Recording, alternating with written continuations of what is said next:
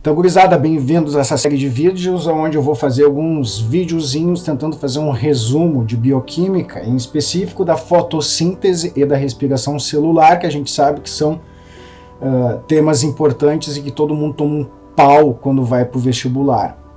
E eu vou tentar fazer um resumo bem rápido para a galera saber, entender um pouco mais sobre esse assunto que é fundamental, tá?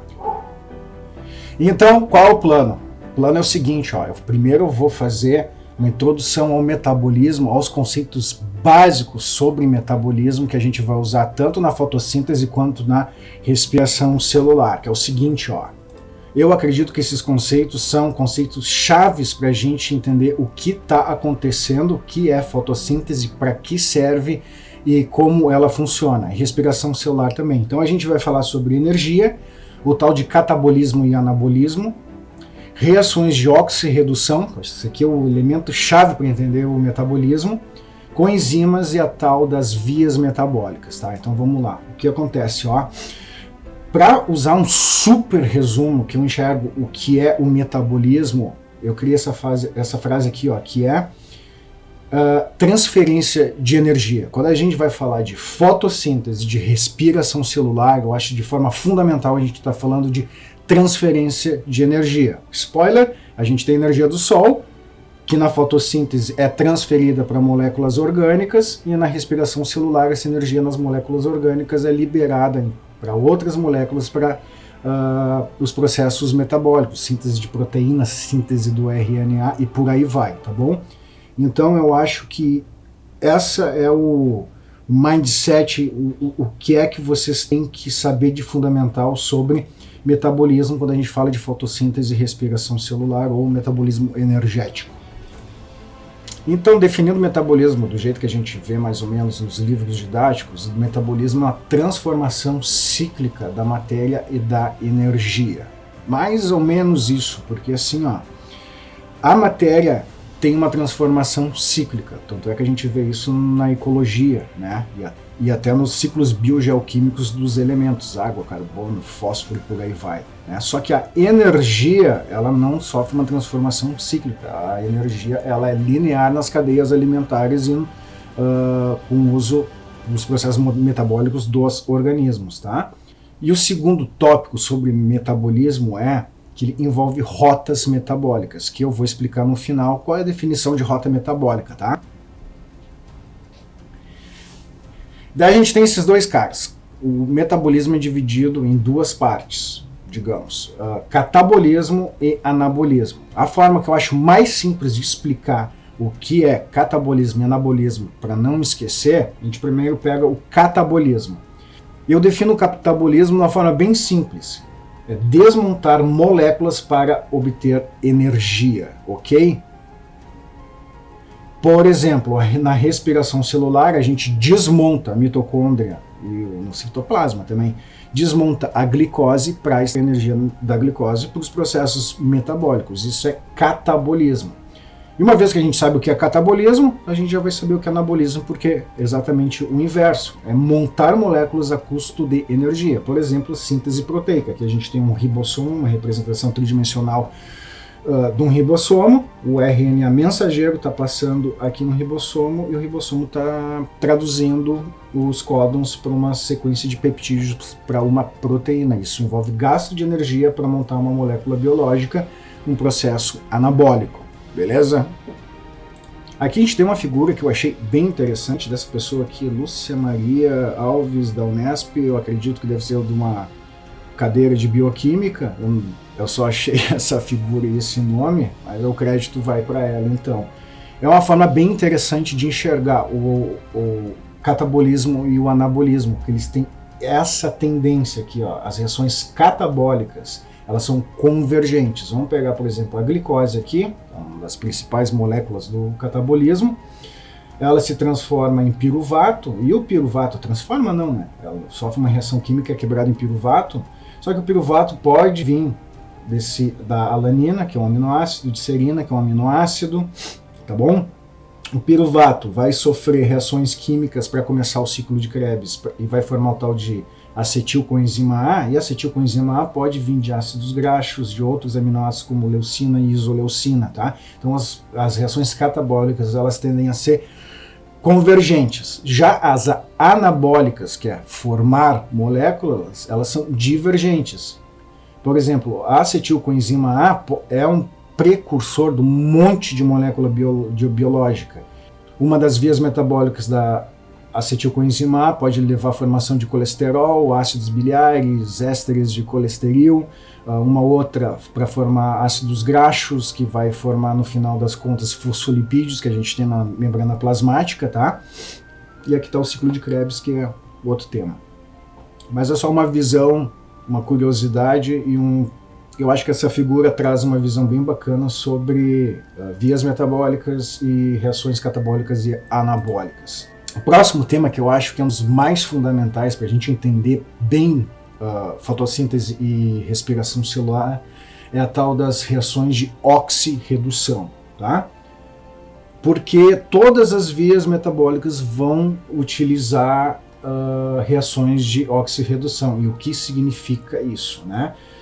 São compostos que oxidam, ou seja, eles liberam energia, e compostos que reduzem, gastam energia. Ou seja, quando a gente tem uma reação de oxirredução, um dos elementos, um dos substratos dessa reação oxida, que significa perder elétrons, ou seja, e ele perde energia, porque o elétron tem energia, e quando um oxida, o outro composto reduz, ou seja, ele ganha elétrons, ele tem um ganho de energia. É isso que eu estava falando lá no início sobre transferência de energia. O mediador principal dessa transferência de energia é a partir de reações de oxirredução, e os mediadores dessas reações de oxirredução são esses caras aqui que a gente chama de coenzimas. Só antes aqui tem uma tabelinha só para vocês lembrarem. Eu acho que o mais importante sobre oxidação e redução é isso aqui, ó, perde elétrons e ganha elétrons. Se vocês decorar que oxidação, se perde elétron, se perde energia, a gente já sabe também o que é redução. É ganhar elétrons, ganhar energia, a molécula fica mais energética. Se ela tem mais energia, ela pode ceder para algum processo, e assim que funciona a transferência de energia nas vias metabólicas, certo? E para mediar essas reações de oxirredução, a gente tem algo que a gente chama de coenzimas. Aí a gente vai entrar num monte de coenzimas que é clássico do estudo da fotossíntese e da respiração celular. A gente tem NAD, NADP, FAD e o tal do ATP.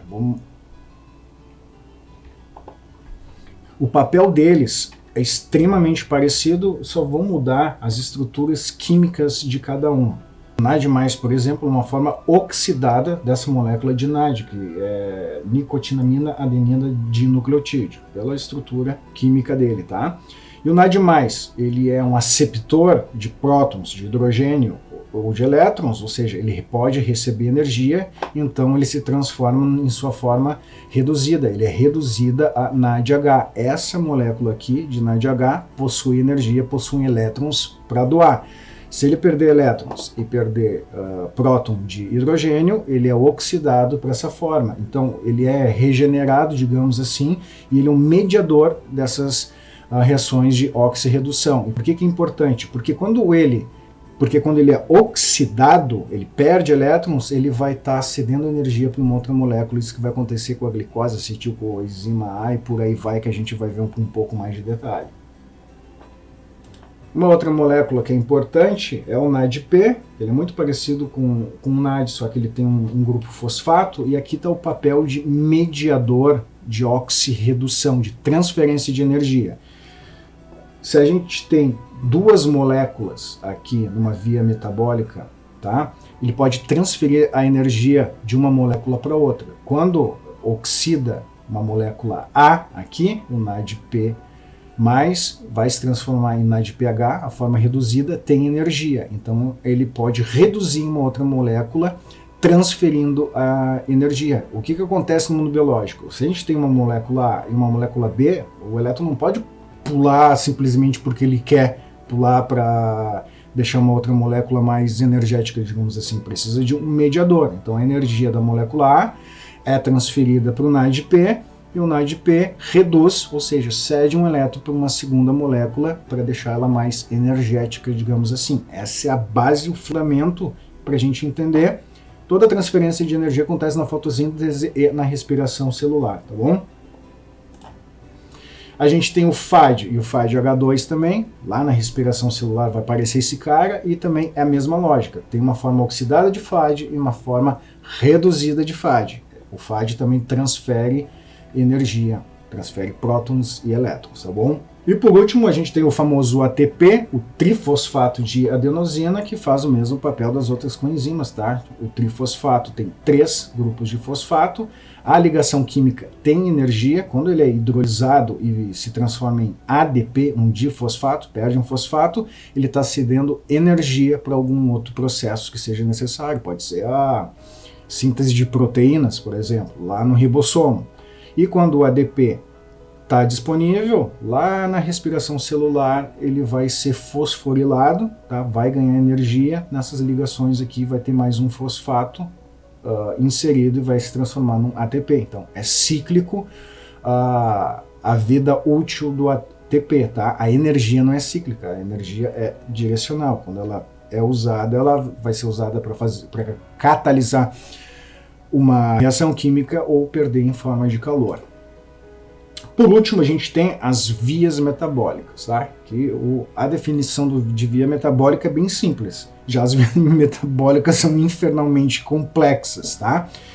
Qual é a definição? Uma via metabólica é uma série de reações químicas em que o produto final de uma reação é o reagente para a próxima reação. Então, vias metabólicas são reações químicas encadeadas, onde o produto final de uma reação química já é o substrato de uma próxima reação química, por isso se transforma numa rota, uma atrás da outra. A gente tem como exemplo a respiração celular.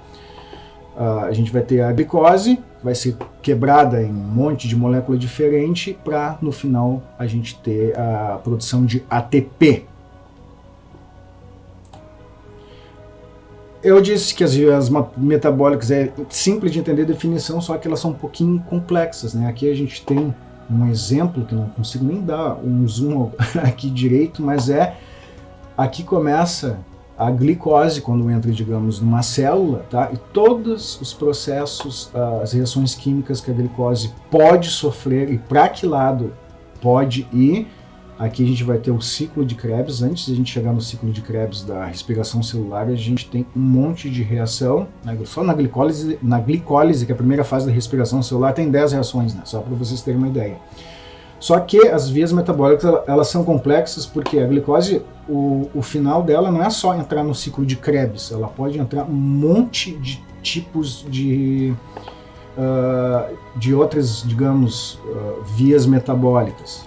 Por exemplo, a gente tem aqui, ó, tá em inglês, mas eu acho que dá para entender. A gente tem a glicose que entra na célula. Ela pode entrar para glicólise ou para gliconeogênese, isso eu vou explicar num outro vídeo. Ela pode entrar numa via metabólica chamada de pentose-fosfato, metabolismo de glicerol, síntese, biossíntese de ácidos graxos, transaminação, que é a troca de amina para formar novos aminoácidos, o ciclo da ureia, que é outra coisa bem complicada, o ciclo do ácido cítrico, ou seja, o ciclo de Krebs, né? E também metabolismo de corpos cetônicos, que isso acontece quando a pessoa está lá passando fome já há bastante tempo, tem que começar a digerir proteínas, músculo e por aí vai, para o corpo não morrer. Então, eu acho que isso aí é o básico para a gente começar a entender a fotossíntese, porque todos esses elementos, esses conceitos que eu acabei de definir para vocês, a gente vai usar para entender fotossíntese. Eu vou revisitar, reexplicar de novo, mas pelo menos aqui a gente tem um início para começar bem a entender essas vias metabólicas da fotossíntese e da respiração celular. Então, até a próxima. Hasta la vista, baby.